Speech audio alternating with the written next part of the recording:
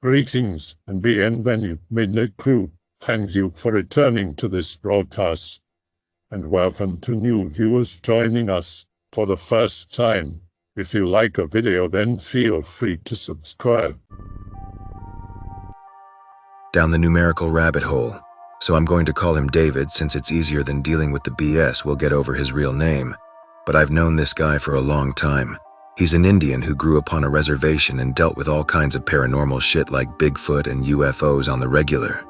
Shit like ghosts just bore him at this point, and he doesn't even care to debate any of it. This is how most of the other natives are as well, except a good portion of them don't hold any supernatural beliefs anymore. In any case, I used to consider David just someone indoctrinated by the same religious principles as, say, a Christian kid would by theirs. But he was actually really brilliant with numbers, and the obvious smart kid in class, so it didn't make much sense to be rational and logical, but still have these beliefs. He only ever explained that only the mentally disabled don't believe things they experience themselves, and he refused to be one. He also said he could explain all supernatural phenomena within the realm of science at this point, and had moved on to other things. It turned out these other things were practices to manipulate reality, and David never told me about this. I was figuring it out on my own. He was just a cool dude I liked to hang out with. Never got himself into any trouble, and he was intelligent. You could talk to him about anything. But you always got the sense he was in some way shady. The first thing I realized about David was everything he did was in accordance with celestial events. In other words, he was clocking his behavior to astrology, which is mind-boggling stupid in light of modern scientific logic.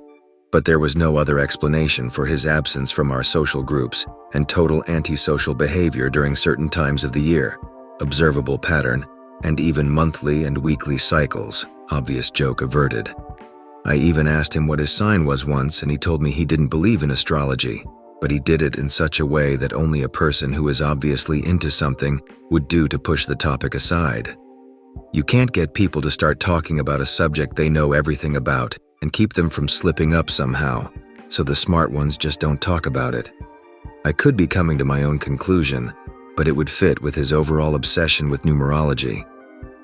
Numerology as well should be considered bullshit in any modern scientific rational mind, but here was this genius kid going pie style and insisting he understood the mathematics of reality and how to insert code into the matrix through certain actions, etc. He said all magic is scientific procedure, done in ways the logical monkey mind can't comprehend. That the fabric of reality is such that any action you perform in any location has an immediate influence on the entire fabric. He said, and I think this is definitely true, that if fractal geometry is proven to be infinitely woven into nature and our surroundings, then the principle of any action above happening below would have to be true. The shit that TV psychics spouted about being able to influence reality through your thoughts and actions was just packaged in a different way, but was the same content aimed at humanity by every other religion, and finally being approached by science. It's been wrapped up in other pop culture comfy packages like The Secret, and almost always these principles are drowned in bullshit deliberately to keep people from truly understanding what is at work. This sounded right, but only because David really was making money and obviously pulling levers on the system or whatever it is. It is an unnerving and fascinating thing to be around such people, because their satisfaction with life is situated somewhere else. They look at everyone with almost a kind of pity, as if you're playing the game without access to the console. You can't enter any commands or cheat codes, and so you struggle through life entirely operating on external programming. We have no control over ourselves until we begin controlling reality. I understand this now. He explained sacrifice, how it's used in this reality by the powers that be on a regular basis. The life force, as it were, is actually a dense cluster of energy and information that can be unzipped like a zip file and laid out and consumed, used, etc., through various means by whoever happens to unzip that file. He said this mechanic of reality is somehow programmed into the third dimension as we would understand it, and was proof to him that our entire reality is the construct of higher beings, whose aim is to create life and sacrifice it, or unravel it through death, and use that energy for the creation of other things in another dimension. All of this stuck with me. What was really weird was how he himself would make sacrifices, though. David was a web designer as well, and because he was smart, he was good with computers. He explained shit to me that I don't understand, of course. But one thing that really freaked me out was his method of taking pictures of animals that he would like to sacrifice. He would then sample colors from the hides and body parts of certain animals to create the color schemes of his website, copying and pasting the actual numerical color codes of an animal's color tones.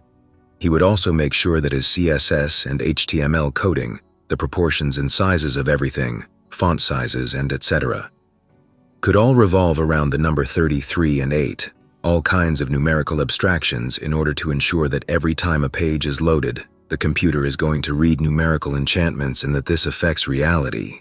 He explained this kind of magic is already perpetrated completely in the banking and number systems of our species, and what he's doing is less than child's play. It hardly registers on anyone but himself, whereas the bigger game being played is totally warping all of our reality. It's been gradually introduced as technology and now consumes all of our lives. This is why he prefers to practice magic through electronics like the real big boys, as he calls them, and doesn't prance about in the forest doing magical spells. So that's David. Really fucking weird, I know. I've only been able to squeeze so much out of him in so many years because he pretends not to be involved in all the other things I know he is. He is definitely into astrology, definitely practices other forms of magic, but I'm not sure what. He just seems to mention the fact that other beings or entities monitor our reality, and even each other all the time, which suggests to me he is either communicating with or somehow being contacted by them. I think this happens to a lot of people when they get into the deep end. Finally, I want to explain the use of the galaxy spiral and 666 on the first post. David explained that with DMT in the mind and the propensity for humans to blast themselves into hyper-psychedelic states or trances, the things seen and reported by prophets, especially the most well-known book of Revelations, were totally misunderstood. You can't listen to the trip report of someone who is having a psychedelic experience and interpret everything literally, otherwise it sounds insane, because in many ways it is. There are still valid things, in his estimate, that a psychedelic trip provides, and in many ways David seems to romanticize shamanism, which again might be due to his heritage, but I think at this point, he's just all in. He said the number 666, even if it were to be written in numerical format of another language, was witnessed by the prophet and is now the most famous number in human history. Arguments over whether or not 666 is correct is irrelevant, as the fact remains that number has been introduced into the mass consciousness as belonging to the beast, or Satan. He said that what the prophet saw as 666, in whatever language, he could only explain as a number because in a psychedelic state you experience synesthesia, or the combining of senses and understanding, etc. So colors become numbers, become sounds, etc. In any case, 666 was the prophet's description of what we would understand, and we would understand 6 to be the shape of 6, or the shape of a spiral. The 6 is a closed spiral, but a swirling galaxy equals sign 666, the reiteration of spiral arms. The beast is fractal nature and reality. It is inescapable and was conquered, that is cracked, hacked, neoed, by Christ and other ascended masters. They did it with their mind, and that's why they insisted other humans could do it. Most of us are too primitive, though. Heavy shit. Also, on a side note, I believe the reason human beings can fall apart after murdering each other, or experience PTSD, etc., after coming back from war is because we're not all meant to unzip another person's file and let their life force spew out all over us. When a sacrifice is being committed, the person being killed is being unzipped, and the person unzipping is fully prepared and ready to take on this energy. Now, the truth about the people who do this shit and what is influencing them, what is really causing them to unzip their fellow humans, I'm not going to get into that because it will derail the entire thread. But anyway, the act of sacrifice is serious shit, and when we go to war and unzip each other's files, we get corrupted like any other data does when it's been spliced with outside information it's not designed to use. All data equals sign energy equals sign spirit. You can be averted to one term, but they are the same substance and spoken of and used in the same way by the powers. This is why Crowley said the greatest option for human sacrifice was perfectly innocent young boys with brilliant minds. They would be the least corrupted and most potent batch of data. Adults like us are corrupted as fuck and already have full hard drives of useless bullshit. Anyone unzipping us is going to get filthy in the process and have some very unruly energy to work with. But there are certainly some out there who can decompile us with the utmost efficiency, and they're doing it. It's their daily job. They do it in a million ways far more subtle than simply laying us out on altars, as it's harder to get us to support openly admitted sacrifice this close to the culmination of our collective consciousness. We have to accept it in other forms. TLDR. The beast equals the third dimension. It has you, you are trapped. The beast equals 666. 666 equals the visual representation, as we would have understood it, of spiral arms in a galaxy, as seen by a prophet in trance state of consciousness. 666 is now affiliated with the beast in our collective subconscious. The beast equals 666 equals spiral arm galaxies equals fractal nature. Luciferianism, Satanism, etc. has genuine influences on reality because magic, specifically black magic, is a form of science and communication with this archetype known as the beast. It is no different than hackers communicating with source code that the average person doesn't even know exists. The more you start drifting into this and start seeing how pervasive the allegiance to the beast is in Hollywood, the political elite, and society as a whole, seeing as society and our entire culture is currently an orchestration, the more real it becomes. Now, does Satan actually show up as a devil with red horns in people's rooms? Fuck no. He is the Matrix and doesn't need to show up anywhere. He is everywhere, and as such, numbers and mathematics betray his presence, and his followers use them to affect our reality, making sure we are at all times surrounded by this signature and exposed to it, reinforcing our bond to the program. He is the third dimension, physical reality, an intricate trap of time and dense matter that is only escapable through the keys provided by higher-ups, those who have hacked his console and freed themselves of him in the past, the Ascended Masters. I study this stuff quite a bit and always viewed it like hacking as well. Cultures that really understood it also view it that way. It literally comes down to data. Once the layers that comprise reality are found out, it becomes a sort of code. I still view sacrifices as a stupid thing. As far as I've seen, it works because every object has a field extending through the lower layers of reality. These layers govern things like form, speed, and other things that accumulate to create what we view as matter. Life forms interact with all of these layers in ways that don't make sense to our measurements yet. For instance, a ghost can exist on the form layer without having visible material. A life form interacts with the layers using elementary resonance, radiation, or electromagnetism, and uses very pure and precise wave patterns to do so. Killing something must release this resonance, which can be used for hacking, so to speak. Still a rather stupid practice to kill for this reason. The field is still sentient on some level, and hates you. This shit is true, but the unzipping is not the end of the energy. Energy cannot be destroyed. It will keep being recycled and reused until it has evolved into a higher dimensional being. Well, obviously, even deleted data does not disappear. All energy we see disappear in this reality has only moved into its polar plane or dimension. It carries on existence immediately without skipping a beat. A lot like an electron flickering in and out of the third dimension millions of times a second. Science can't explain where exactly it's going, but it's obvious there is an other side, which is essential to the existence of the electron, and therefore our reality. Also, we have photographed and even filmed electrons flickering in and out of existence. Only plebs argue about the other side existing at all. We call that debate the afterlife, instead of just recognizing what's going on. Then, how are we supposed to escape from this trap? And if we escape, where will we go? It's already been explained to us endlessly by what we call religious icons. These religious icons hack the Matrix. They then explain to us how they did it.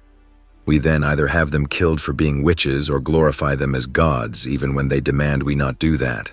And long after they die, we carry on worshipping them instead of actually hacking the Matrix and freeing ourselves, as they wanted us to all along. That's religion. New Age religions are complete bullshit. It's like an organization of wannabe hackers or people who don't even know how to write a single line of code, claiming to be on the side of the Neos who have already broken out. I know the Matrix analogies can get tiresome, but unfortunately, whether or not you liked those movies, they were only preemptively pointing out the obvious conclusions that we would have come to eventually as a species. In an age of technology, we can understand things in a technological sense. In previous ages, they could not, so the hackers of reality had to explain it in another way. So they explained how to hack reality by controlling your thoughts and actions, plain and simple. The more you corrupt your soul or spirit, that is the data which comprises your being, the more impossible it becomes to free yourself from the beast, or the main construct which relies on your data.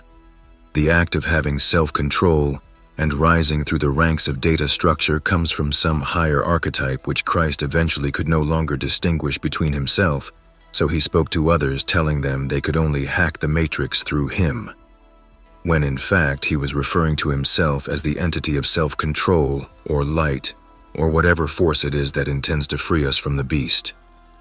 Corrupt in what way? So we're trapped? Sin equals corrupting your data, basically. Sin is not a concept confined to Christianity alone. All methods of liberation include abstaining from things that will tie you closer to the beast. We live in the age of Kali, by the estimation of Vedic science. There are cyclical ages where our data is either more easy or more difficult to code and rewrite. At the moment, we're all so densely compressed that rewriting our code is an intense feat, which is why the Ascended Masters said not to stress out too much, that we are all bound to sin because we are in this age, but we can still make efforts to reduce the amount of corrupted data we're holding so that when the reformat, or ascension for our planet begins, we'll be able to install ourselves on higher platforms. Anyone who remains infected with viruses and whose data is spread out inside the beast, think of data being spread throughout a motherboard, really has no hope at recollecting themselves, recompiling themselves, and removing corrupt data in time for the reformat, so that's that. Now you have to understand the reason that sin is corruption of data. When you stare at imagery that is meant to hijack your reptilian mind, the reptilian complex of your physical brain, our oldest compartment, you are allowing that imagery to install itself or embed itself. You're saving it, and it is now taking up space. Some content you introduce to your mind is serious data that has serious consequences. People who watch snuff footage or murder flicks to the point of desensitization have run the same program through themselves enough times that it has no more effect. That code is not thoroughly installed. If we were meant to be okay with the code and that imagery being installed in our minds, we wouldn't have adverse reactions to snuff and gore imagery. But a human being can through willpower override programming and install whatever the fuck he wants. When we realize we can install and run whatever program we want, we are like kitties running free on the Pirate Bay, and we fill our systems with all kinds of porn, smut, violence, greed, and we gorge ourselves on viruses until it's no longer entertaining. At that point, we're looking at serious defragging and malware protection that's needed, and frankly, we are not designed to operate as self-contained malware removal programs. We need to run a higher operated script that can override what's been done to us. The story of religion is that every once in a while the grand archetype will install a package amongst us who is flawless in data integrity and full of more information than anyone else. These units are considered to be miracles, and their very presence amongst us a sign that the Creator is present and trying to nudge us towards higher evolution. These specimens, whether they are truly born amongst us or really were holy from birth, it's hard to say. It seems more likely that human beings are capable of hacking the matrix, and to cope with the immensity of this fact, we pretend that only an individual born of God or coming directly from the archetype could be capable of hacking the code. Interestingly enough, Christ went on endlessly about the fact that humans can and should be performing all of the miracles he had, but even preemptively told them they would carry on being plebs and doubting themselves because it is their nature. And they do. Christ may have simply been a man who hacked the matrix and cared enough to tell others how he did it. By some estimates, there are innumerable ascended masters who have never looked back and were happy to leave humanity behind. So does this all fall in line with the idea that the entire material universe, Earth included, is hell, and that it's ruled by AI Satan, and we keep getting reincarnated into it until we learn how to hack the system? Yes, of course, that is the bottom line of many philosophies. It's also the bottom line in general.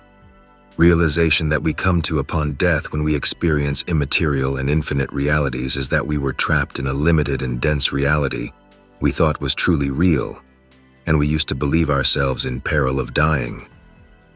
Death is, of course, an illusion caused by the occupation of this dense reality, and Christ and others explained this as well.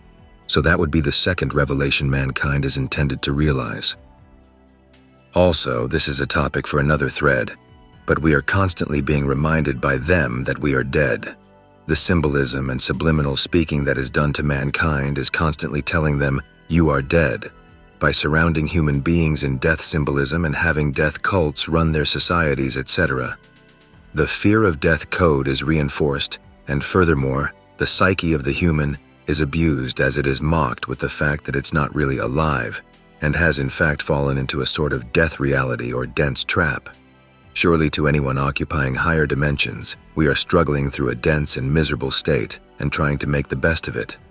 And when we step down from higher dimensions to occupy this one, becoming proverbial fallen angels, we in many ways died on those higher dimensions are now wallowing in the afterlife or hell dimension known as the third dimension. Here we are trapped by time, physicality, and we are susceptible to endless outside influence from other lower dimensions, corrupt data, basically what we would call evil. This is also why at no point we are told that we were already alive. By explaining that the way to true life was through Him, or the act of ascension, He was highlighting the fact that we are in fact dead. When you speak to those who have died, or had near-death or clinical after-death experiences, they explain that the other side is quite simply better than this one in every respect, and that really the only reason to even be here is to help one another out of here. Holy shit. So that crazy Christian mystic from Texas was right. She also said that the only way to hack the system is to gain knowledge of the true name of God, which apparently isn't YHWH. She points out that the Bible puts huge emphasis on knowing the name of God, but Christians either ignore this or think that they already know His name.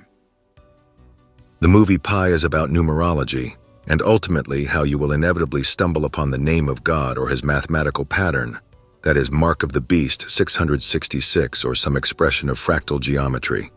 It usually leads to the insanity of whatever mind beholds it, as it's hard to maintain your frame of mind once it's been stretched outside the envelope it was developed in. In other words, programming that has been stripped and taken outside the shell or OS it was written within is no longer going to be executable. It's defunct. It's now free data and might as well be rearranged and interpreted by any other system or language. It would be preferable to crack your encoding through deliberate acts than to stumble upon truth so grave it pops your tiny flesh mind.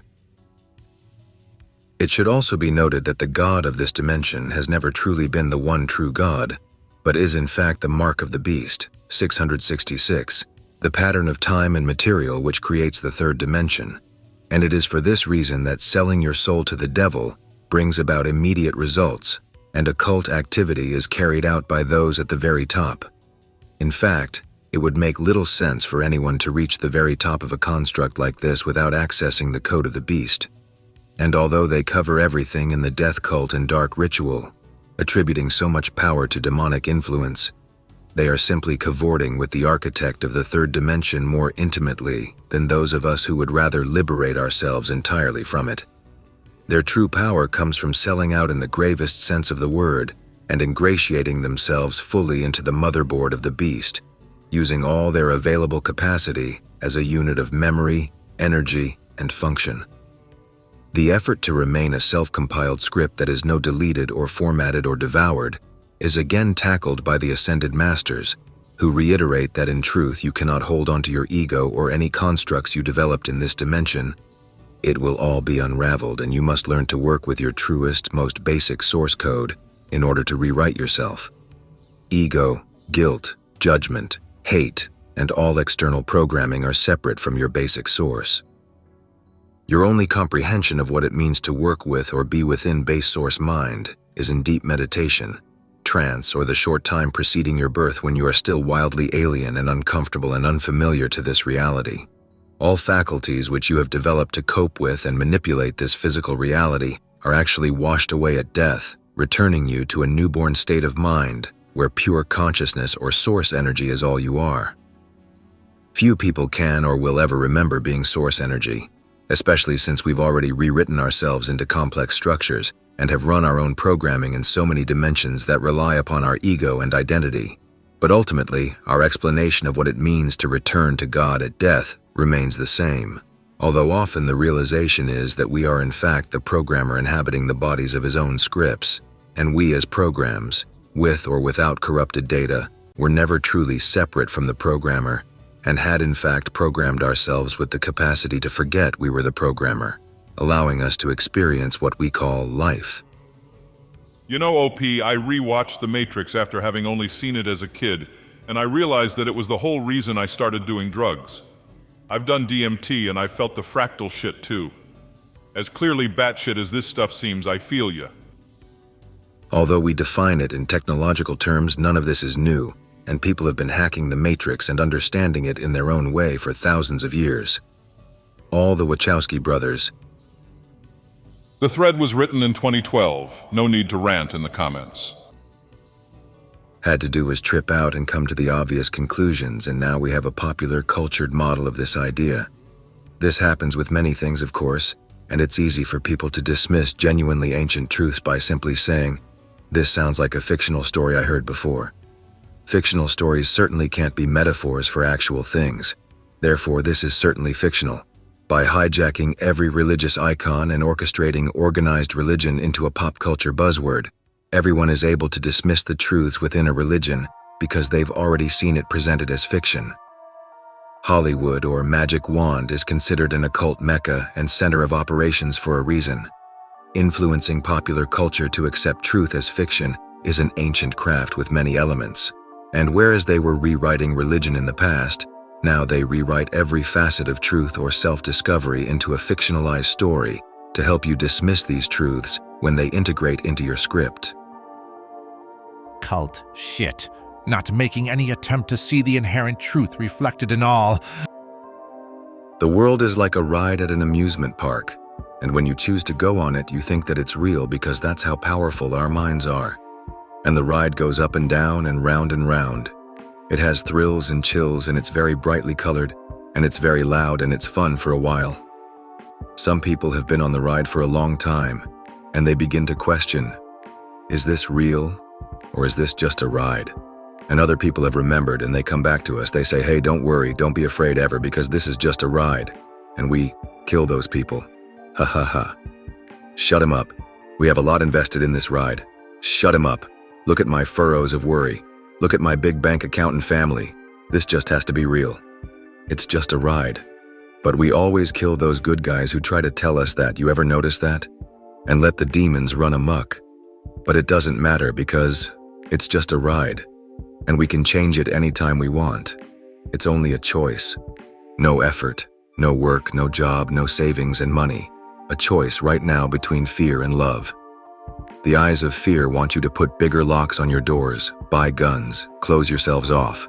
The eyes of love instead see all of us as one. You almost had it. Hollywood takes the truth which is hidden, that is occult, and places it in movies which are taken to be fictional. As a result, the human psyche relates true occult information with fictional stories, programming our minds to deny reality and allowing those in the know to carry on perpetrating whatever they want without consequence. Like any bully picking on a blind individual, it is effortless. After all, the very concepts that would now allow a human to free his mind and protect himself are now considered fictional because he was shown it in false lights and fictional representations. Perfect subterfuge. I hope that you enjoyed tonight's broadcast. If you enjoyed tonight's story, then please subscribe to the channel as more Greentext will appear daily. A new broadcast will appear when the clock strikes midnight Central Time.